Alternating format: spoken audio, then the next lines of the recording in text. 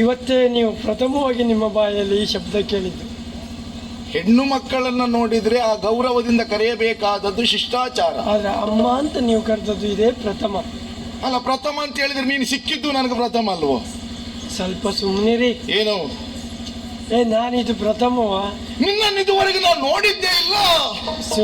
ಸರಿ ಇದ್ದಾಗಾದ್ರೆ ನೋಡ್ತಿದ್ದೆ, ಸರಿ ಇಲ್ದೆ ಹೋದಾಗ ನೋಡಿದ ನೆನಪಲ್ಲ. ಸರಿ ಇದ್ದಾವಾಗಲೂ ಇಷ್ಟು ಸಣ್ಣ ಗಾತ್ರದ್ದು ನಾನು ನೋಡಿದ್ದೇ ಇಲ್ಲ. ಅದು ನೋಡಿದ್ದು ಹೌದು ಅಂತ ಆಯ್ತಲ್ಲ. ನಾನು ಇಷ್ಟು ಸಣ್ಣ ಆಗ್ಲಿಕ್ಕೆ ಕಾರಣವೇ ನೀವು. ನನಗೂ ನಿನಗೇನು ಸಂಬಂಧ ಅಂತ ಬೇಕಲ್ಲ. ಒಂದು ಸಂದರ್ಭದಲ್ಲಿ ನನ್ನ ಗಂಡ ಸತ್ತಾಗ ನೀವು ಏನ್ ಹೇಳಿದ್ರಿ? ಏನು? ಗಂಡ ಸತ್ತ ಅಂತ ಚಿಂತೆ ಮಾಡಬೇಡ, ನಾನಿದ್ದೇನೆ ಅಂತ. ಹಾಗೆ ಹೇಳಿದ್ದಿದ್ರು ಯಾವ ಅರ್ಥದಲ್ಲಿ ಹೇಳಿರಬಹುದು ಅಂತ ಗೊತ್ತಾ ನಿನಗೆ? ನಿಮ್ಮ ಅರ್ಥ ಯಾವುದೇ ಇರಬಹುದು, ಆದ್ರೆ ನನಗೆ ಅದು ಒಂದು ಸ್ವಾರ್ಥ ಅಲ್ಲವೇ? ಅರ್ಥಕ್ಕೂ ಸ್ವಾರ್ಥಕ್ಕೂ ಸಂಬಂಧವೇನು? ಅರ್ಥ ಅನರ್ಥ ಆಗ್ತಾ ಉಂಟು ನಿನ್ನದ್ದು, ಆದರೆ ಸ್ವಾರ್ಥ ಮಾತ್ರ ನನಗೆ ಉಂಟು. ನಿನ್ನ ಸ್ವಾರ್ಥ ನನಗೆ ಅಪಾಯ ತರ್ತಾ ಉಂಟು. ಆದ್ರೆ ಅಪಾಯಕ್ಕೆ ಕಾರಣ ನಿಮ್ಮ ಉಪಾಯವೇ ಕಾರಣ. ನಾನು ಏನು ಉಪಾಯ ಮಾಡಿದ್ದೇನೆ? ನನಗೆ ಪ್ರತಿ ಸಲ ಎಂತದ್ದು? ಅಲ್ಲ ಸ್ವಲ್ಪ ನೀವು ಸಿಂಹಾವಲೋಕನ ಮಾಡಿ. ಸಿಂಹಾವಲೋಕನ ಎಲ್ಲಿಯೂ ನೆನಪಾಗುತ್ತಾ ಇಲ್ಲಲ್ಲ ನಿನ್ನನ್ನು ನೋಡಿದ್ದು. ನಿಮ್ಮ ಅರಮನೆಯ 4ನೇ ಮಹಡಿಯ 5ನೇ ಕೋಣೆಯಲ್ಲಿ ನನ್ನನ್ನು ನೋಡಿದ ನೆನಪಿಲ್ಲವೇ? ನಮ್ಮನೆಯಲ್ಲಿ 3 ಮಹಡಿ ಇರುವುದು, 4ನೇ ಮಹಡಿ ಇಲ್ಲಲ್ಲ.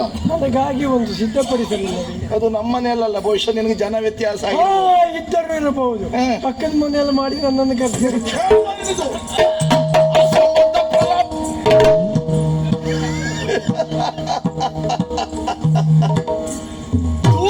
ನೀನೇನು ಇದನ್ನು ಮೊದಲು ಸರಿ ಇರ್ತೇವೆ, ನಾವು ಮತ್ತೆ ಇನ್ನು ಕಲಿಯುವುದಿಲ್ಲ.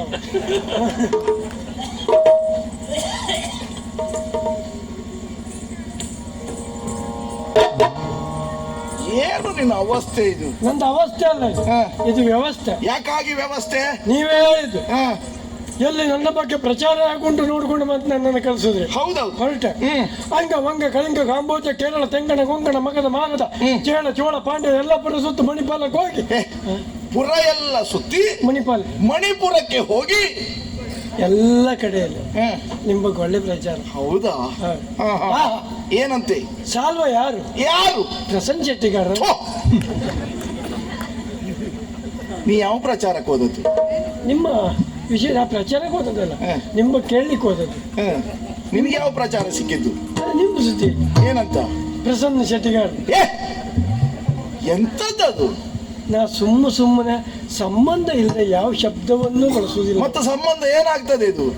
ಅಂದ್ರೆ ಒಂದು ನಾಡು ಸಂಪೂರ್ಣವಾಗಿ ಏಳ್ಗೆ ಆಗಬೇಕು, ನಾಡಿನ ಪ್ರತಿಯೊಬ್ಬ ಪ್ರಜೆಯು ಸುಸಂಪನ್ನನಾಗಬೇಕು ಅಂದ್ರೆ ರಾಜ ಪ್ರಸನ್ನನಾಗಿರಬೇಕು. ಮತ್ತೆಂತ ಹೇಳಿದೆ ನೀನು? ಶೆಟ್ಟಿಗಾರ ಅಂದ. ಅದು ಹೇಗೆ? ಅದ್ರ ಅರ್ಥ ಎಂತದ್ದು? ಎಂತದ್ದು? ನಿಮ್ಮ ಹೆಸರನ್ನ ಅರ್ಥ ನಿಮಗೇ ಗೊತ್ತಿಲ್ಲದೆ ರಾಯ ಅಂತ ಕರ್ಮ. ಅಲ್ಲ, ಸಾಯ್ಲಿಕ್ಕೆ ನನ್ನ ಹೆಸರು ಯಾವುದು? ಸಾಲ್ವೇಶ ಅಲ್ಲಲ್ಲ, ಬ್ರಹ್ಮದತ್ತ. ನಿಮ್ಮ ಪ್ರಚಾರದ ಹೇಳುತ್ತೆ, ನಾನು ನಿಮ್ಮ ಹೆಸರು ಹೇಳುತ್ತಲ್ಲ. ಅಂದ್ರೆ ಶ್ರೇಷ್ಠಿಯಾಗಿ, ಅಂದ್ರೆ ಎಲ್ಲವರಲ್ಲೂ ಶಕ್ತಿಗಾರನಾಗಿ. ಹಾಗೆ ಆ ಗಾರ ಹೇಳುವ ಶಬ್ದದ ಅರ್ಥ ಗೊತ್ತುಂಟ? ಎಂತದ್ದು? ಪ್ರತಿಯೊಬ್ಬ ವಿರೋಧಿಯನ್ನು ಗಾರುಗಡಿಸುವ ಶಬ್ದಕ್ಕೆಲ್ಲ ಅರ್ಥ ಉಂಟಲ್ಲ ನಿನ್ನದ್ದು.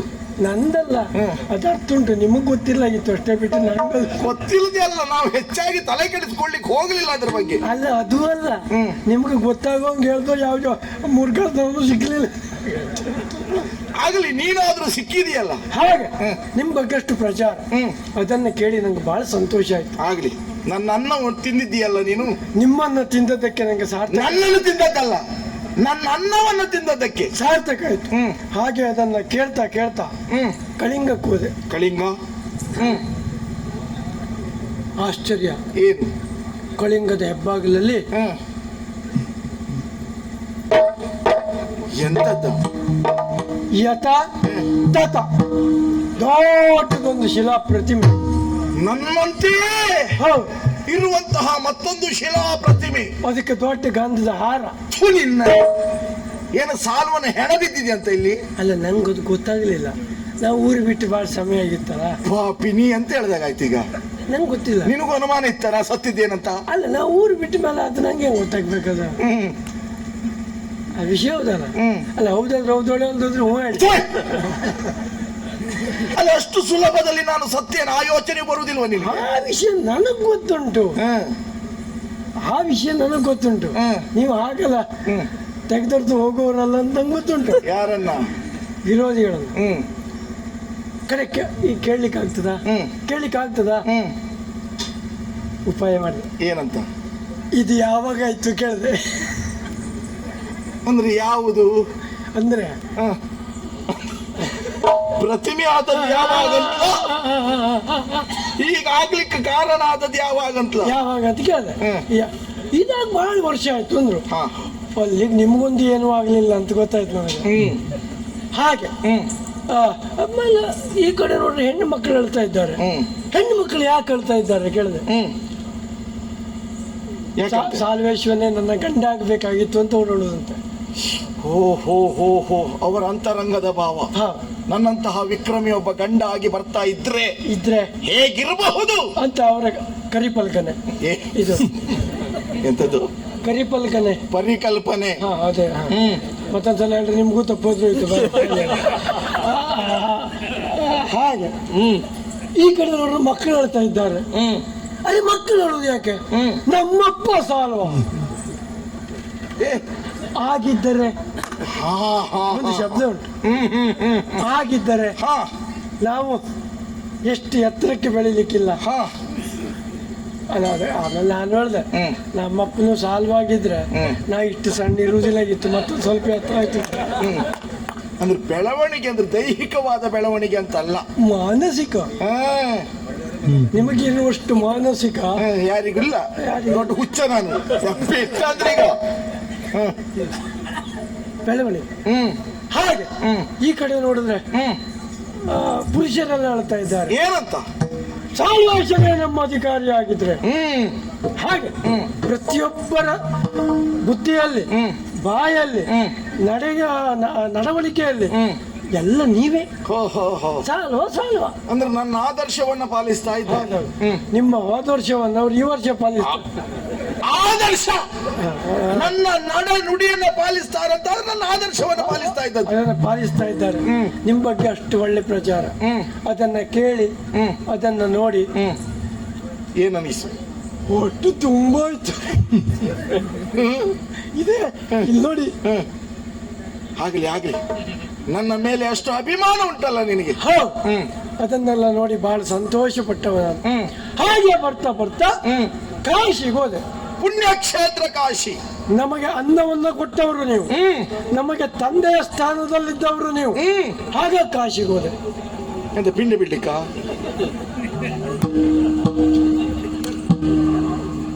ಎಂತದ್ದು ಎಂತದ್ದು ಎಂತದ್ದು? ನಿಮ್ಮ ಬಗ್ಗೆ ನೀವು ಇನ್ನು ಕೀರ್ತಿಶೇಷರಾಗಬೇಕು ಅಂತ ಕೇಳ್ಕೊಳ್ಳಿ. ಕೀರ್ತಿಶೇಷ. ಕೀರ್ತಿಶೇಷ? ಕೀರ್ತಿ ವಿಶೇಷ ಆಗಬೇಕು ಅಂತ ಒಂದು ಶಬ್ದ ಹೆಚ್ಚಾಯ್ತಾ? ಕಡಿಮೆ ಆಯ್ತು. ಕಡಿಮೆ ಆಯ್ತು. ಅದನ್ನು ಕೇಳ್ಕೊಳ್ಬೇಕು ಅಂತ ಕಾಶಿಗೆ ಹೋದೆ. ಒಳ್ಳೆ ವಿಶೇಷ. ಏನು ವಿಶೇಷ ಕಂಡು?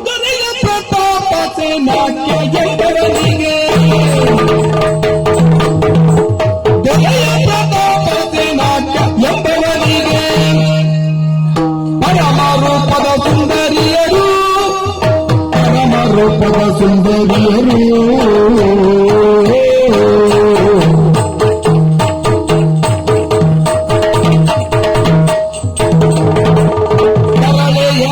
ರಂಬಾಲಿಕೆ ಅಂಬೆ ಅಂಬಿಕೆ, ಪರಳೆಯರಿಯ ರಂಬಾಲಿಕೆ ಅಂಬೆ ಅಂಬಿಕೆ. ಅಂಬಿಕೆಯರು 3 ಮಂದಿ ಬಾಲೆಯರು, ಅಂಬಿಕೆಯರು 3 ಮಂದಿ ಬಾಲೆಯರು.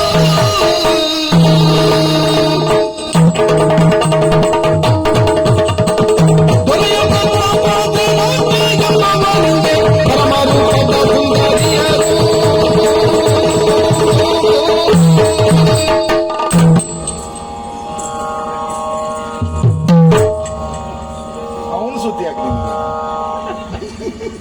ಪಾಪ ಹೊಸಬ ಎಲ್ಲಿ ಒತ್ತಬೇಕು ಎಲ್ಲಿ ಬಿಡ್ಬೇಕು ಗೊತ್ತಾಗುದಿಲ್ಲ. ನೀವು ಹೊಸಬರು ಬಂದ್ರೆ ಹೀಗೆ ಮಾಡುದು ಉಪದ್ರ. ಅಲ್ಲಲ್ಲ ಹೇಳ್ಕೊಡುದು ಆಗ ಹೇಳ್ಕೊಡುದು ಇಂತಿಂತಲ್ಲಿ ಒತ್ತಿ ಇಂತಿಂತಲ್ಲಿ ನಿಲ್ಸಿ ಅವ್ ಕಣ್ಗಳೆಲ್ಲ ಒತ್ತು ಬಿಡ್ತಾನೆ, ನಿಮಗೆ ಗೊತ್ತಿಲ್ಲ. ಹಾಗೆ ಕಾಶಿಗೆ ಹೋದೆ. ಕಾಶಿಯಲ್ಲಿ ವಿಶೇಷ ಏನು ವಿಶೇಷ? ಕಾಶಿಗೆ ಹೋಗಿ ನೋಡ್ತೇನೆ ಒಡಿಯ. ಕಾಶಿಯಲ್ಲಿ ಸಣ್ಣಗೆ ಹೋದೆ ನಾನು. ಅಲ್ಲಿ ಈಗೇನು ಬಾರಿ ದೊಡ್ಡ ಇದ್ದೆ ಅಂತ ಅಲ್ಲ, ಮಾಡ್ತಾರೆ. ಇದಕ್ಕಿಂತ ಸಣ್ಣಗೆ ಹೋದೆ. ಏಕೆ? ಕಾಶಿಯಲ್ಲಿ ಲಕ್ಷೋಪಲಕ್ಷ 1000 ಜನ ಆಗ್ತಾರೆ. ಕರ್ಮ ನಿಂದು. ಮತ್ತೆ ಮೊದಲದು ಲಕ್ಷೋಪಲಕ್ಷ ಯಾಕೆ? ಲಕ್ಷದ ಮೇಲೆ. ಲಕ್ಷದ ಮೇಲೆ ಸಾವಿರವ, ಸಾವಿರದ ಮೇಲೆ ಲಕ್ಷ, ಲಕ್ಷದ ಮೇಲೆ ಕೋಟಿ. ಅಲ್ಲಲ್ಲ, ನಾ ತೋಟಿ ಸುದ್ದಿ ಹೇಳಲಿಲ್ಲ. ಕೋಟಿ ಅದೇ ಅಂದ್ರೆ ಈ ನಾವು ಲೆಕ್ಕಕ್ಕೆ ಸಿಕ್ಕುದು ಮುಂದೆ ಕೂತವ್ರಷ್ಟೇ, ಎಂತಿದ್ದವರೆಲ್ಲ ಲೆಕ್ಕಕ್ಕೆ ಸಿಗ್ತಾರೆ ಇಲ್ಲ. ಹಾಗೆ ಜನ ಒಂದಿಷ್ಟು ಜನ ಮಾವಿನ ಮರ ಕಡಿಯುತ್ತಿದ್ದಾರೆ, ಒಂದಿಷ್ಟು ಜನ ಹೊಂಡ ತೆಗಿತಿದ್ದಾರೆ. ಅಯ್ಯೋ, ಏನಾಯ್ತು ಇಲ್ಲಿ ಕಾಶಿಯಲ್ಲಿ? ಯಾರದ್ದು ಹೆಣ ಬಿತ್ತಂತೆ ಕಾಶಿಯಲ್ಲಿ? ಒಬ್ರು ಹೆಣ ಬಿದ್ರೆ 1000 ಜನ ಹೊಂಡ ತೆಗುದು, ಸತ್ತು ಕೊಡುದು. 1000 ಜನ ಅದೇ ಕೆಲಸ ಮಾಡ್ತಾ ಇದ್ದಾರೆ. ಅಂದ್ರೆ ಅಷ್ಟು ದೊಡ್ಡ ಆಳ್ತಂದ. ಈಗ 1000 ಜನ ಬಂದು ಸೇರಿದ್ದು ನೋಡ್ಲಿಕ್ಕಲ್ವಾ? ಅಲ್ಲಪ್ಪ, ಕೊಡಿತಾ ಇದ್ದದ್ದು. ಹೌದಾ? ಆಮೇಲೆ ಗೊತ್ತಾಯ್ತು, ಮಾವಿನ ಸೊಪ್ಪಿನ ತೋರಣ ಹಾಕ್ಲಿಕ್ಕೆ, ಹೊಂಡ ತೆಗೆಯೋದು, ಕಂಬ ಹೋಗಿಲಿಕ್ಕೆ. ಹಾಗೆ ಆಮೇಲೆ ಹಾಗಿದ್ರಲ್ಲಿ ಏನೋ ವಿಶೇಷ ಇರ್ಬೇಕು, ನೋಡ್ಬೇಕು ಅಂತ ಅರಮನೆ ಒಳಗೋದೆ. ಬಿಟ್ರ ನಿನ್ನ ಬಿಡ್ಲಿಕ್ಕೆ ನಾ ಸಿಕ್ಕಿದ್ರಲ್ಲ ಅವ್ರಿಗೆ. ಸಿಕ್ಕುದಿಲ್ಲ ಬಿಡು, ಪುಷಕ್ಕನೆ ಹಿಡಿಯುವುದ್ರೊಳಗೆ ಜಾರ್ತೀಯ. ಹೋಗಿ ನೋಡೋ ಗೊತ್ತಾಯ್ತು ಏನು? ವರ್ತಮಾನ ಕಾಲದ ಕಾಶಿ ಅಧಿಕಾರಿ ಪ್ರಪಾತ ಸೇನ. ಪ್ರಪಾತವ? ಅಲ್ಲ, ನೀನು ಪ್ರಪಾತದಲ್ಲೇ ಇದ್ದಿ ಈಗ. ಇದು ಪ್ರಪಾತ ಸೇನ. ಪ್ರತಾಪ ಸೇನ. ಪ್ರತಾಪ ಸೇನ ಮತ್ತ ಪ್ರಪಾತ ಸೇನ ಅಂದಲ್ಲವ. ನೀನು ಕೇಳಿದ್ದ ಹಾಗೆ ಕಾಶಿಯ ಧರ್ಮದರ್ಶಿ ನಾವು ಕೇಳಿದ್ದೇವೆ. ಅವನಿಗೆ ಪ್ರಾಯದಲ್ಲಿ ಮದುವೆ ಆಗಿತ್ತಂತೆ. ಈಗ ಎಂತಾಯ್ತು? ಮದುವೆ ಆದ ಪ್ರಾರಬ್ಧಕ್ಕೋ ಏನೋ ಮಕ್ಕಳಾದ್ರಂತೆ. ಈ ಪ್ರಾರಬ್ಧಕ್ಕೆಲ್ಲ ಮಕ್ಕಳಾಗುವುದಾ? ನಮ್ಮ ಯೋಗ ಒಳ್ಳೇದಿದ್ರೆ ದೈವಾನುಗ್ರಹದಿಂದ ಮಕ್ಕಳಾಗ್ತಾವೆ. ಅದು ಪ್ರಾರಬ್ಧ ಅಂತ ಹೇಳುವುದಾ? ನಂಗೆ ಸರಿ ಮಾಡಿ ಹೇಳಿ, ನಂಗೆ ಗೊತ್ತಿಲ್ಲ. ನನ್ನ ಪ್ರಾರಬ್ಧ ಸರಿ ಇಲ್ಲ, ನಂಗೆ ಮಕ್ಕಳಾಗಲಿಲ್ಲ ಹೇಳ್ತಾರೆ. ಆಗದೆ ಓದೋದಕ್ಕೆ ಬಳಸುವ ಪ್ರಾರಬ್ಧ ಆದದ್ದಕ್ಕೆ ಯಾಕೆ ಬಳಸುವುದಿಲ್ಲ ನೀವು?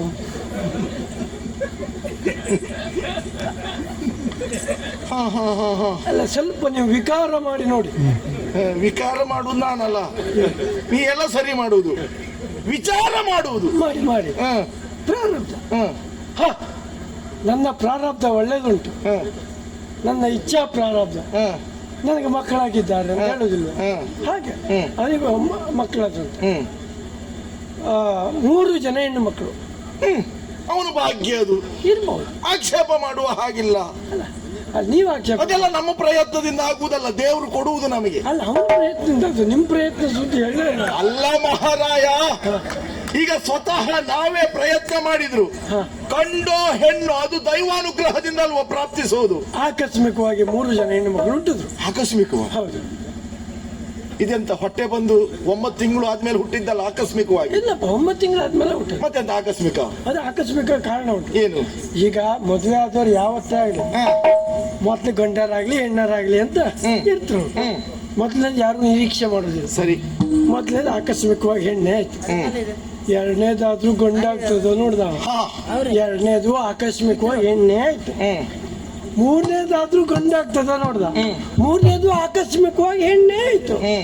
ಅಂದ್ರೆ ಆಕಸ್ಮಿಕವಾಗಿ 3 ಜನ ಹೆಣ್ಣು ಮಕ್ಕಳು. ಆ ಮಕ್ಕಳು ಹುಟ್ಟುವಾಗ ಸಣ್ಣ ಇದ್ರಂತೆ. ಇಲ್ಲ, ನೀ ಹುಟ್ಟುವಾಗ ಹೀಗೆ ಇದ್ದೆ ನೋಡು. ಹುಟ್ಟುವಾಗ ಎಲ್ಲವರು ಸಣ್ಣ ಇರುವುದೇ ಅಲ್ಲ ಹೊಡೆಯ. ಹುಟ್ಟುವಾಗ ಸಣ್ಣ ಇರುವುದು ಬೇರೆ, ಸಣ್ಣ ಇರುವಾಗ ಹುಟ್ಟುದು ಬೇರೆ. ಎಂತದ್ದು? ಹುಟ್ಟುವಾಗ ಸಣ್ಣ ಇದ್ರೆ ಆಮೇಲೆ ದೊಡ್ಡ ಆಗ್ತಾರೆ. ಸಣ್ಣ ಇರುವಾಗ ಹುಟ್ಟಿದ್ರೆ ನನ್ನಂಗೆ ಇದಕ್ಕೂ ಮತ್ತೆಲ್ಲ ದೊಡ್ಡ ಆಗುದಿಲ್ಲ. ಇದು ಸಣ್ಣ ಇರುವಾಗ ಹುಟ್ಟಿತ್ತು. ಹೌದು. ಅದನ್ನೇ ಆಳ್ತೆ. ಏನು ಅದನ್ನೇ, ಅದು ಬೇಕಾಗ ಸಂಶೋಧನೆ ಅದ್ರ ಬಗ್ಗೆ. ಅಲ್ಲ, ಹಾಗೆ ಹಾಗೆ ಆ ಮಕ್ಕಳಿಗೆ ಬೆಳೆದು ಪ್ರಾಯ ಪ್ರಬುದ್ಧರಾಗಿದ್ದಾರೆ. ಪ್ರಾಯ ಪ್ರಬುದ್ಧರಾದಂತ ಮಕ್ಕಳಿಗೆ ಮದುವೆ ಮಾಡಬೇಕಾದದ್ದು ತಂದೆ ಆದವನ ಕರ್ತವ್ಯ ಅಲ್ವೇ? ತಂದೆ ಅವ ಅಲ್ವಾ, ಮಾಡಿಸುವುದಿಲ್ವೋ? ಮಾಡಿಸ್ಬೇಕು. ಹಾಗಂತ ಮದುವೆ ಮಾಡಿಸ್ಬೇಕು ಅಂತಾದ್ರೆ ಒಬ್ರಿಗೊಂದು ಮಾಡ್ಲಿಕ್ಕೆ ಆಗ್ತದಾ? ಅಲ್ಲ, ಮೂವರು ಬೇರೆ ಬೇರೆ ಅಂತ ಹೇಳಿದ ಮೇಲೆ ಬೇರೆ ಬೇರೆ ವರನನ್ನೇ ನೋಡುದಲ್ವೋ? ವರನನ್ನು ಬೇರೆ ನೋಡುದಾಯ್ತು. ಈಗ ಸಮಾನ ಅರ್ಹತೆ ಉಳ್ಳವನಿಗೆ ಕೊಡಬೇಕೋ ಬೇಡವಾ? ಅದಾವುದು ಕೊಡಬೇಕಾದದ್ದು. ಈಗಿಲ್ದೋದ್ರೆ ಅಕ್ಕ ತಂಗಿಯರು ಮಾತಾಡ್ಕೊಳ್ಳುದು. ಅಕ್ಕ ನನ್ನ ಚಕ್ರವರ್ತಿಗೆ ಕೊಟ್ಟ, ನನ್ನ ತೆಗೆದು ಚರಿಗೆ ಬರ್ತಿ ಕೊಟ್ಟ, ಹಾಗೊಂದು ಮಾತು ಬಂದೀತು, ಬರಬಹುದು. ಅದಕ್ಕಾಗಿ ಈ ಸಮಾನರು ಯಾರು ಅನ್ನೋ ಬಗ್ಗೆ ತರ್ಕಿಸಿ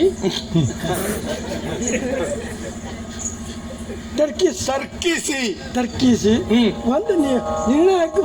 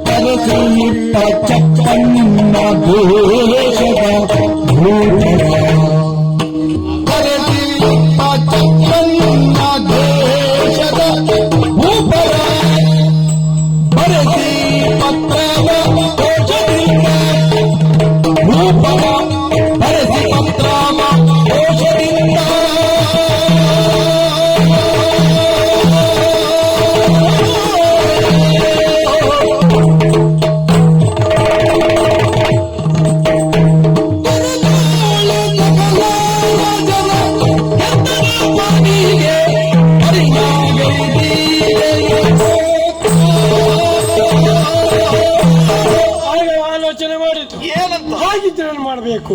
ಅದಕ್ಕೊಂದು ನಿರ್ಣಯ ಕೈಗೊಂಡ. ಹೇಗೆ? ಪಚ್ಚನ್ನ ದೇಶದ ಅರಸು ಮಕ್ಕಳನ್ನ ಚಪ್ಪನ್ನ ದೇಶದೊಳಗೆ ಪರಸು ಮಕ್ಕಳಿಂದ ಪತ್ರಾಸ್ ಪತ್ರಗಳನ್ನ ಪತ್ರಾಸ್ ಅಂದ್ರೆ ಎಂತದ್ದು? ಪತ್ರ ಅಲ್ವಾ? ಒಂದಾದ್ರೆ ಪತ್ರ ಏಕವಚನ, ಪತ್ರಾಸ್ ಬಹುವಚನ. ಎಂದು ಒಂದೆರಡರಲ್ಲಿ ಹಸ್ತಕ್ಷೇಪ ಇಲ್ಲ ಮಾರ, ಎಲ್ಲದ್ರಲ್ಲೂ ಉಂಟು. ಮತ್ತೆ ಬರ್ದ ಎಲ್ಲವರನ್ನು ಆಮಂತ್ರಿಸಿಕೊಂಡ.